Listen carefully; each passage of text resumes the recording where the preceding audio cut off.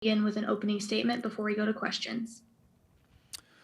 Well, first of all, just want to send our prayers and thoughts to Kentucky men's basketball and Terrence Clark passing. What an awful situation for them to be dealing with right now, and his family.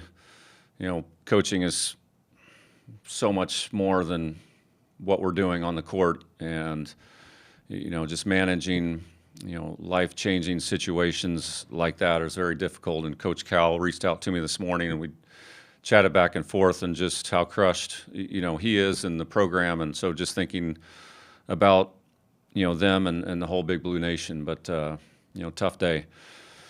In terms of last night, it's obviously we're so proud to be here and proud of the way we competed when our backs were against the wall. And credit to Washington again for first of all the season they've had, and the way that coaching staff got them to be able to play the way they did all year long through the pandemic, but also just with a whole new team, and impressed by them, and just really happy with the resiliency of our team to be able to get through that match last night.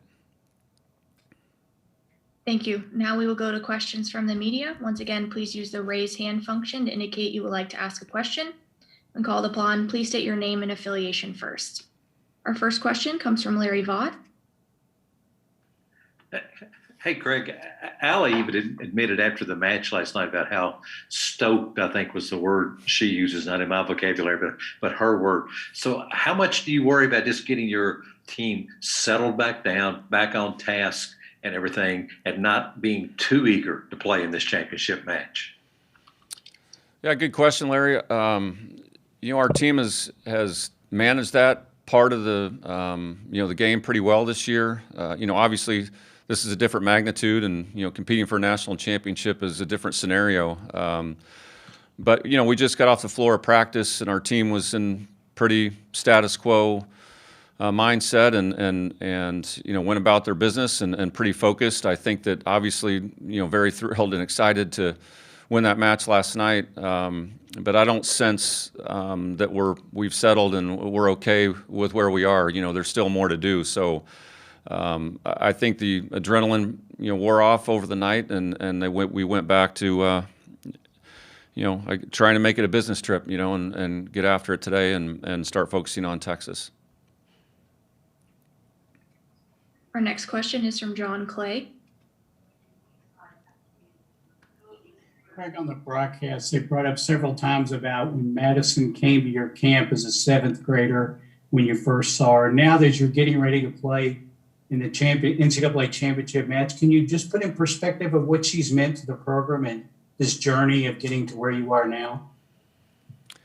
Well, it's huge, and first, Madison, saw a vision, and she could have gone a number of places and been an All-American and done great things for so many programs, and for us to trust and see the vision and what we were trying to build at Kentucky is the first step, and then the second step is performing and trusting the people around her. And she's someone that sees the good and the great qualities of people on the floor, and has an ability to highlight people's strengths and use them to her advantage as a setter. And I think that's an intangible quality that is hard to teach.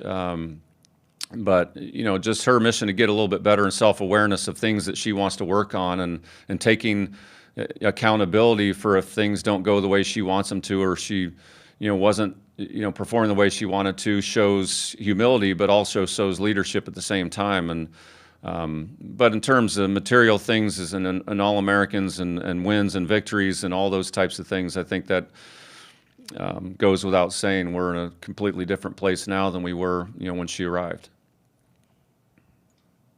Our next question is from Lee Feinswag. Craig, there were so many variables when the SEC was one of the three leagues to play in the fall, and you were able to play those matches and have that short season, and then come about and have basically a full season, if you will, in the spring. And now that you're here and you've gone through the process, can you reflect on the pros and cons? And obviously there are more pros, and then also to your advantage possibly that you didn't have to play Florida in the fall and you played them in the spring when it, was leading into the NCAA tournament. Just your thoughts about all of the above. Well, we could be here for a while talking about some of that, but I got plenty of time. There's a breaking point in the fall. Are we playing? Are we not? Are we having a championship? Are we not? So, as a league, we made the decision to play some in the fall, and to some at that point in time might have thought, what are we doing? And to others, it might have been, hey, let's play. Let's at least do something. What else are we going to do with our time? And I think we've found a healthy balance of competition in the fall, in the spring, and again, as a staff, we just felt like it was really important if we were going to go this long that we had to find a couple weeks here to take off. We had to find months in between the two seasons to take off and go away and be away from each other and take a couple days off here and there. But in terms of playing volleyball, I think there was a distinct advantage at that point in time because we could play matches and we had several really good freshmen and new players that we had to find out what our lineup could look like and what type of options we have. I mean, there's still several things that we've practiced that we can use at any certain time that we wouldn't have known if we didn't play in the fall, because once you get into season and roll, it's hard to make changes, but to have kind of two separate seasons, it gave us the time to reflect and see where we were and evaluate and find new things. But the Florida situation, I guess it's kind of luck of the draw. We played them later in the season. While it was an important part of our season, I don't feel like it was the end-all, be-all that was going to make us or break us and where we are now. But you have to kind of plan your season, how you train and practice based around what's in front of you, and I think we did the best job possible. Thank you. Our next question is from Dick Gabriel. Yeah, Craig, just to follow up on Lee's question, you've talked to us before about the chemistry on this team. These kids clearly love playing together and against each other in practice. And I got to think by now it's pretty evident that has become a huge plus in terms of getting you this far in the season. Would you agree with that? Absolutely. I mean, there is no question in my mind that we wouldn't be where we are today if it wasn't for our roster. And I'm talking 1 through 15. Everybody has made an impact in our team this year, on results this year, whether that was stats in the box score after the match or preparation prior to the match. There is an immense amount of respect between our team within each other because of the value that each of them brings to the team and each person. And so, again, it's not about volleyball, it's about people. And, I think that's really important for us to make sure we understand in recruiting, because if you don't have good people in a year like this, good luck. It just probably wouldn't have been, we wouldn't be here today if we didn't have the type of people to make the chemistry and thing go. But you can't really recruit chemistry, can you? I mean, there's some luck involved. No, you're right. You can't recruit chemistry, but you can recruit people that understand the bigger picture and are happy for other people. If you find and somehow recruit selfish and self-centered people, then you got a problem. And is that easy to find and evaluate? No, it's not. But I think we have to work really hard at that. And certainly there's a base level of talent that you can't fall below to be able to compete with the best teams in the country. But as a staff, I want to look forward, and our staff wants to get up in the morning out of bed and look forward to being around and coaching the people we have. That certainly makes a big difference in everybody's well-being. Our next question is from Austin Miller. Coach, you helped win a national title in 2000 at Nebraska as an assistant. What would it mean to now lead Kentucky as a head coach to a national title and then to do it in Nebraska? Well, these are dreams. We're living a dream right now, and the dream back then when I left Nebraska was to build a program, similar, and all the respect in the world for what we did. I mean, we fortunately came in the first year and won it that year and went undefeated 34-0, and I mean the chance of doing that is slim to none. But a lot of credit to John and the way Nebraska volleyball was built under Terry Pettit and how to build a championship program to help instill some of the values and fundamentals and basics of what's really important. I mean, there's material things that people think are important, and there's substance, and we've tried to build this program with substance. And to be able to bring home a national championship to Kentucky is special. And another reason why I wanted to come to Kentucky was they have a program that's won multiple national championships, and a couple actually, men's basketball and rifle.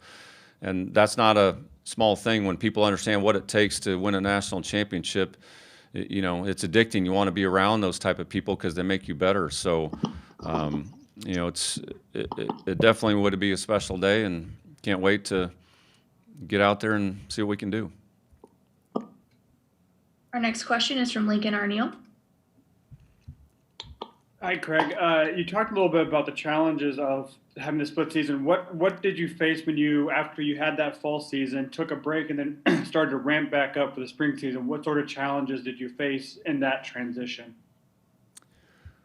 Well, it's kind of similar. I mean, when you're off, you're kind of get in a routine and what your life feels like and what your days feel like and how to plan ahead. And so when you get back together, it's kind of a gradual thing. You can't just put the hammer down and say, guys, we got to compete this weekend, let's go, and just assume everyone's going to be on board. It's got to gradually get back into the flow and try and piece practices together and slowly get people conditioned physically and mentally to just start getting enthusiastic and excited about competing again. Because when you're off that long, you get out of a competitive routine that you're used to during a season.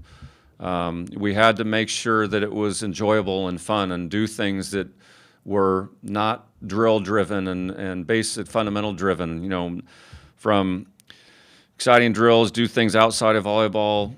We had a weekly spike ball competition and practice. Did a bunch of random things to not make it such a drag. And again, credit to our players for buying in. How long do you think it took you in the spring to get back to where you were at the end of the fall season as far as level of play?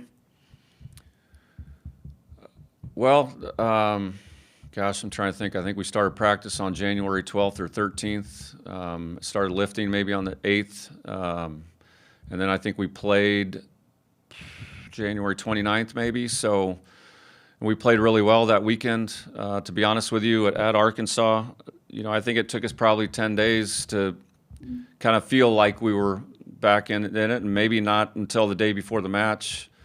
I was blown away the way we played the first couple weekends out. Arkansas, Georgia. I thought we looked really good, but again, I think a lot of it has to do with the makeup of our players. We have very skilled players that can play 6 rotations and do a lot of different skills on the court. If we had 2-dimensional players and trying to piece that together would take a lot longer. Thank you. Our final question is from Larry Vaught. Hey, Craig, I don't know if this will exactly be a bucket list thing or not, but to know that there's going to be a watch party in Memorial Coliseum tomorrow night for UK volleyball, that maybe it's not a bucket list, but it must be close. Well, Larry, it's funny you say that because, I will never forget walking in to my first match in 2005 as the head coach of Kentucky, and it was against Wright State. And I think we might have won in 4, but there was about 67 people in the stands. And boy, dreams start somewhere, and it was my hope and dreams that my daughters could be in the stands when thousands of people watching. And obviously a different time with the pandemic, but to know that there's a watch party memorial, it's pretty damn cool.